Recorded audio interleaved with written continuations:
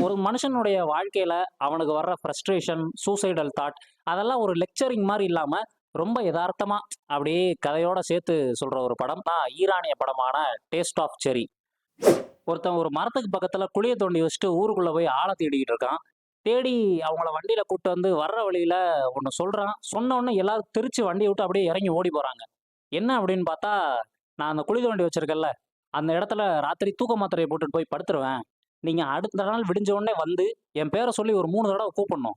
நீங்க கூப்பிட்டு நான் எந்திரிச்சிட்டேன் அப்படின்னா, என் கைய பிடிச்சு தூக்கி விட்டு போயிருங்க. இல்ல அப்படின்னா, என் மேல மண்ண போட்டு மூடிட்டு போயிருங்க. நான் உங்களுக்கு பணம் தரேன் நெறைய" அப்படின்னு சொல்றான். இத கேட்டு பல பேர் தெறிச்சு போறானுங்க. இதுக்கப்புறம் எதனால அவன் இந்த முடிவு எடுத்தான்? அவனுக்கு அந்த மாரி யாருன்னா ஆள் கிடைச்சாங்களா? அதுக்கப்புறம் என்ன நடந்தது? அப்படின்றதெல்லாம் சொல்ற படம் தான் ஈரானிய படமான டேஸ்ட் ஆஃப் செர்ரி. இதே மாரி இன்னும் நெறைய படத்த பத்தி தெரிஞ்சுக்கணும் அப்படின்னு நெனச்சீங்கன்னா, நம்ம சேனல சப்ஸ்கிரைப் பண்ணுங்க. நம்ம Instagram பேஜ ஃபாலோ பண்ணிக்கங்க.